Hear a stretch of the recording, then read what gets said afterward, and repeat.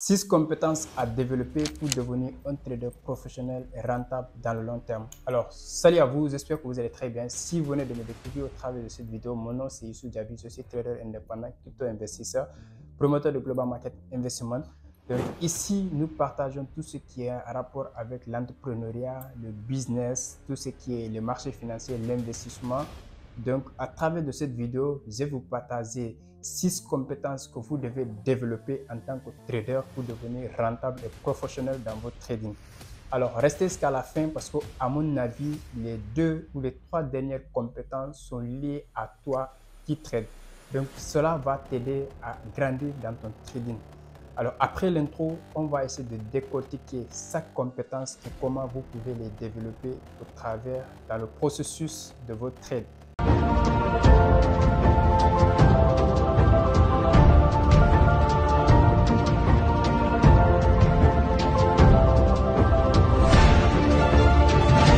Alors, première compétence que vous devez développer en tant que trader ou aspirant à devenir trader, c'est les compétences d'analyse graphique ou analyse technique. Alors, c'est l'une des compétences les plus connues dans le monde du trading parce qu'il y a beaucoup de personnes qui s'accentuent tellement dans ça et c'est normal parce que c'est la première compétence que vous devez développer en tant que trader. Parce que sans l'analyse technique, vous ne pouvez pas parler du trading. Et c'est normal parce que c'est la base du trading. Dans toutes les formations que vous avez suivies, on développe plus sur l'analyse technique. C'est bien vrai que sans lui, on ne peut pas parler du trading, mais ce n'est pas lui seul, ce n'est pas elle seule qui pourra nous permettre de devenir rentable dans le trading et surtout devenir professionnel. Donc, c'est une des premières compétences que vous devez développer, l'analyse technique. Vous pouvez noter quelque part. Alors, l'analyse technique te permettra d'analyser le graphique à travers les chandeliers, ce qu'on appelle les chandeliers, ou à travers les courbes du graphique, ou à travers les graphiques linéaires, vous permettra de savoir les zones, de savoir les acheteurs, les vendeurs qui interviennent sur le marché et vous permettra de vous positionner dans les niveaux les plus importants dans le trading, soit à l'achat, soit à la vente.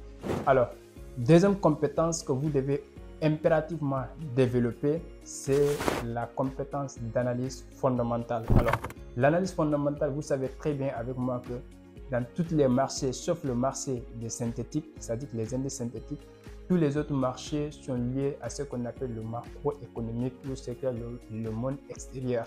Alors, tous ces mondes extérieurs influencent le cours des actifs financiers et cela va nous permettre de pouvoir les interpréter, les analyser, ce qu'on appelle l'analyse fondamentale. Alors, si vous partez sur le marché des crypto-monnaies, vous avez besoin de l'analyse fondamentale pour pouvoir interpréter la valeur intrinsèque et extrinsèque des actifs et pouvoir connaître les intervenants du marché. Cela va nous permettre de les interpréter, de savoir qui sont les dominants sur le marché et nous pouvons nous positionner à côté de cette personne. Alors, si vous êtes sur le marché du Forex, vous êtes censé savoir que la géopolitique, les politiques monétaires des G20 influencent plus sur les devises étrangères. Donc, vous devez développer cette compétence d'analyse fondamentale pour pouvoir interpréter les données économiques, les data économiques qu'on nous dit et pouvoir maintenant les interpréter et pouvoir prendre des bonnes décisions sur le marché.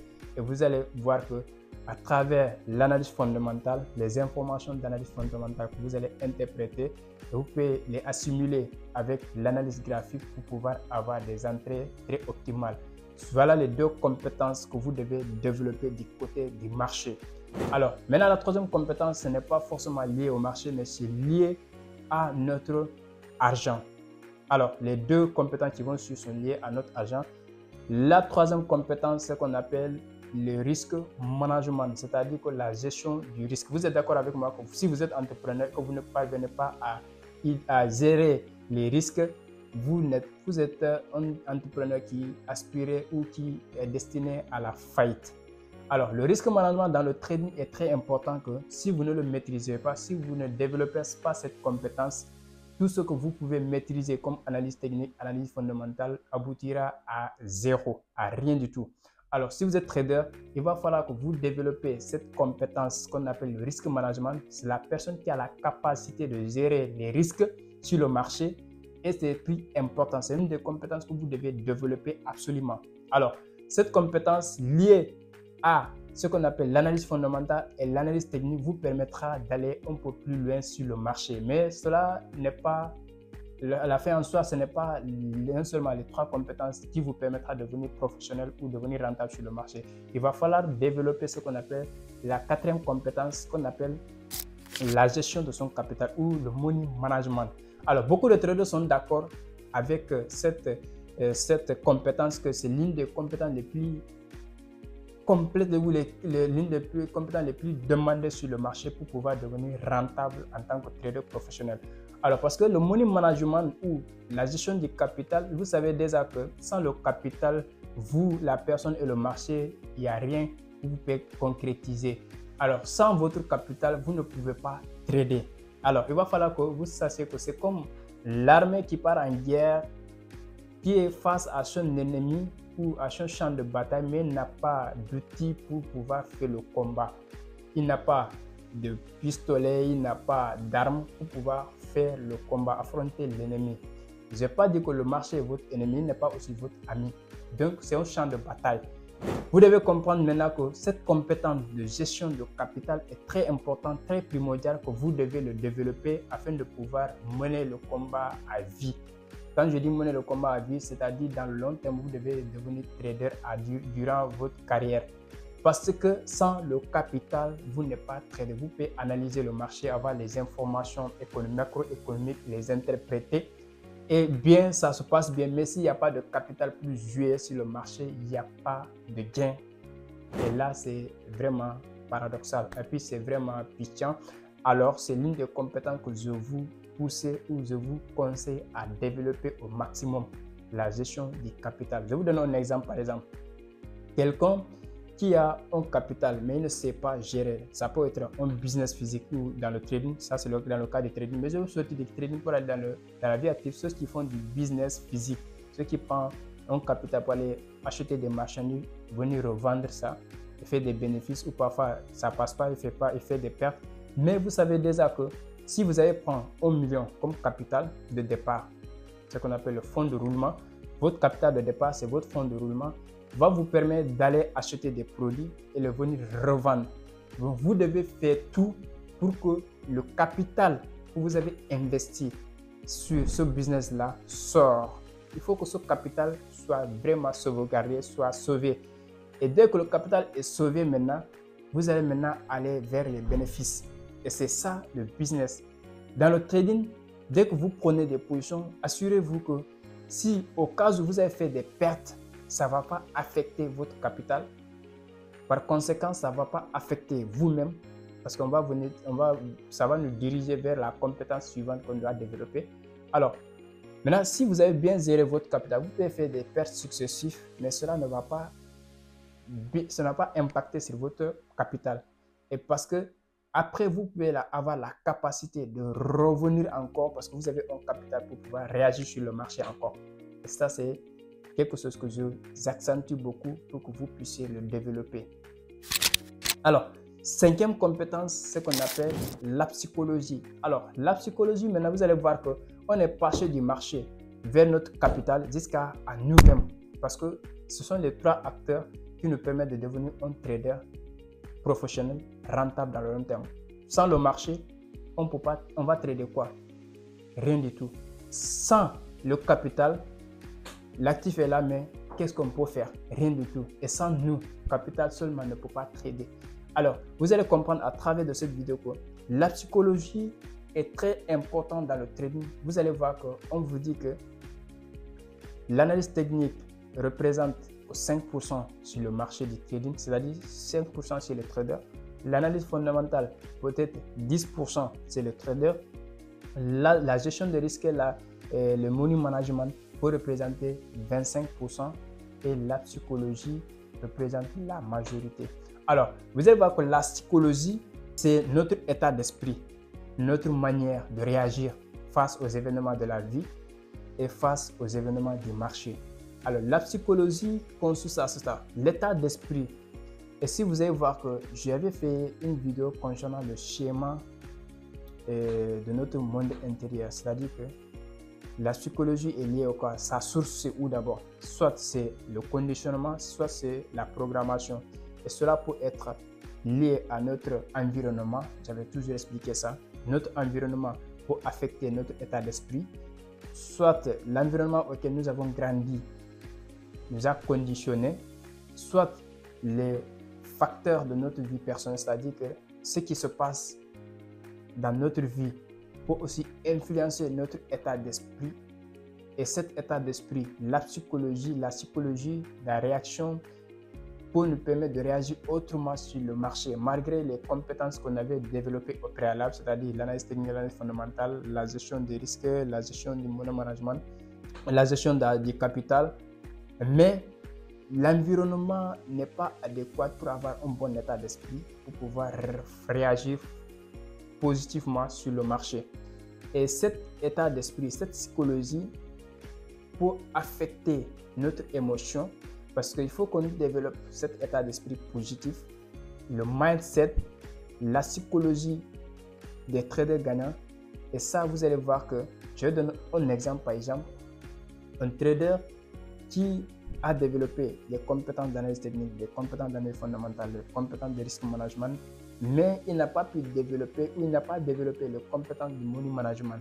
À chaque fois, il dépose du capital, il fait des gains, au fil du temps, ensuite il revient à zéro. Ça nous arrive, nous tous, même nous actuellement, ça nous arrive.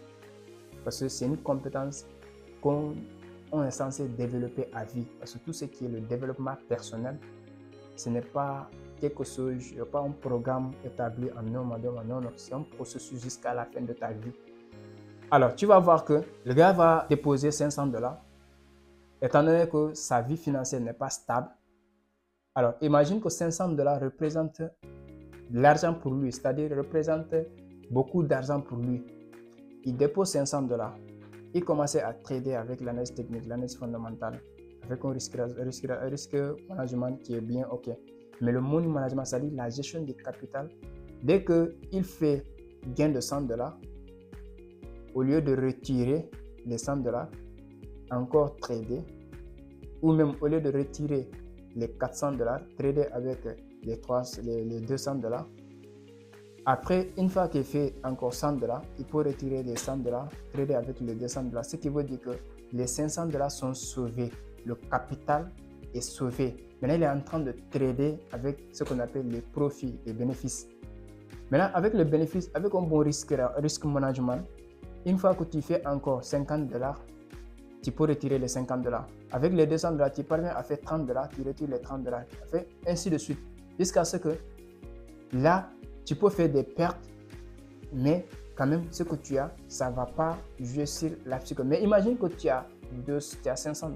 Tu trades, tu fais $100, tu restes les $100 encore. Tu trades avec les $600. Tu fais encore $100, tu as $700. Ok, il y a ce qu'on appelle ton adrénaline en train de monter. L'émotion prend de la valeur, ça c'est l'émotion positive.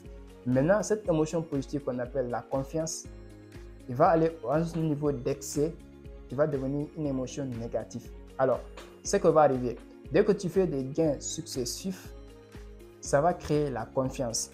C'est bien d'avoir confiance en soi, d'avoir confiance en sa stratégie, d'avoir confiance en ce que nous faisons, c'est bien. Mais l'excès va créer ce qu'on appelle l'ego. Alors, l'excès de confiance va arriver, c'est tout un trader, ça arrive à tous les traders qui font des gains successifs. L'excès de confiance va arriver, le trader maintenant va s'appuyer sur sa confiance et sa stratégie.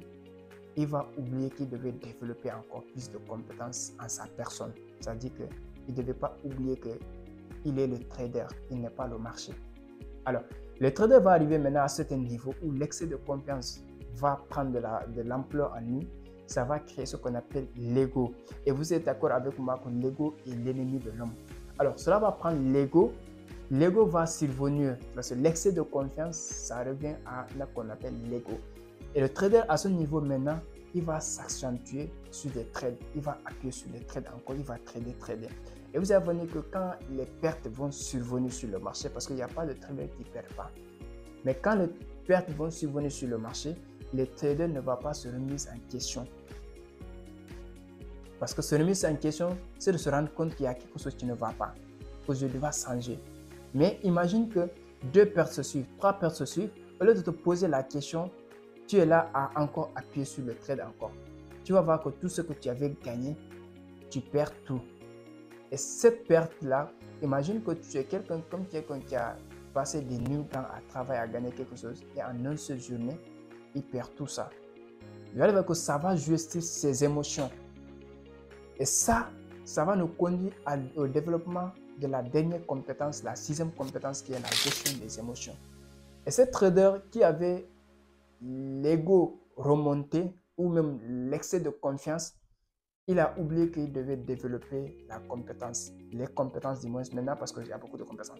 Maintenant, tu vas voir que le cours des compétences va diminuer tandis que l'excès de confiance est en train de remonter. Mais quand les pertes vont survenir, ça va faire comme un marché qui a fait des chutes libres. L'excès de confiance va chuter brutalement tandis que la confiance, les compétences sont aussi au niveau bas. Même si, bon, il est bien en main, mais il faut dire à ce niveau parce qu'une personne qui n'est pas prête à se développer perpétuellement, soit tu chutes, voilà. Et maintenant là, qu'est-ce qui va arriver? Le trader maintenant, ça va créer les émotions de peur. Le trader va avoir peur sur le marché. Il va avoir la peur de prendre des trades. Ça va créer le doute. Ça va créer le doute en lui. Et là, le trader, qu'est-ce qui va arriver maintenant? Le trader va s'asseoir. Au lieu de se poser la question qu'est-ce qui ne va pas, il risque d'abandonner à ce niveau déjà. Alors qu'il devait se rendre compte que je devais développer les compétences d'émotion, c'est-à-dire que la gestion des émotions. Alors, la gestion des émotions, je vous dis que le schéma est simple. C'est l'humain. C'est de la programmation au conditionnement. Du conditionnement aux pensées, c'est-à-dire notre manière de penser, notre manière de voir, notre perception des choses. Et de cette perception des choses, de cette manière de penser, ça va susciter des émotions en nous. Alors, plus on a des conditionnements positifs, c'est-à-dire que on se reconditionne ou on se reprogramme de façon positive, on a des pensées positives, un état d'esprit positif, le mindset. Et cette pensée positive va susciter des émotions positives. Et ces émotions positives maintenant qui vont nous permettre de réagir de façon positive. Maintenant que le trader est dans cette phase de doute, de peur, cette émotion de peur, qu'est-ce qui a amené ça? C'est parce que dans sa tête, pour lui, tout ce qu'il avait, c'est lui qui a raison. C'est-à-dire tout ce qu'il avait fait, il n'a pas tort. Il raisonne comme ça. Les pertes qui se sont succédées, ce n'est pas de sa faute. Pour lui, ce n'est pas de sa faute. Au lieu de se poser la question qu'est-ce qui n'a pas marché, il se dit que non, ce n'est pas de ma faute. Ce qui est sûr que ce que j'ai fait, c'est ça. C'est vrai, le trader réagit ainsi. Ça va susciter l'émotion de la peur, le doute, ainsi de suite. Et si le trader a cramé son compte, étant donné que c'est les 500 représentent beaucoup d'argent pour lui, et le mois arrive, il n'a pas d'autre argent pour pouvoir subvenir à ses besoins, vous allez voir que le trader maintenant va commencer à aller chercher des petits capitaux par-ci par-là, pouvoir déposer, vouloir trader, récupérer les 500. Et qu'est-ce qui pourra arriver de vous à moi? Est-ce qu'on est en train de trader de façon professionnelle ou bien on est en train de trader avec l'émotion? Là, c'est l'émotion qui réagit maintenant. Le processus de trade que nous avons préétabli, on ne va plus respecter ça. On va chercher des opportunités avec notre téléphone. On va venir vouloir trouver des opportunités rapidement pour pouvoir trader. Et là, on va se créer des opportunités qui n'existent pas sur le marché. Et voilà, le trader à ce niveau, il doit commencer à développer la gestion des émotions. Cette compétence dans tous les domaines de la vie nous permettra d'agir de façon positive et de façon cohérente dans tout ce que nous faisons. Tant que nous n'avons pas géré nos émotions face aux éventuels événements qui se passent, tant que nous n'avons pas interprété de façon positive les événements de la vie, nous ne pouvons pas réagir, nous ne pouvons pas les contrôler. Et cette compétence, j'insiste et j'invite à tous les traders de pouvoir développer ces 4 dernières compétences.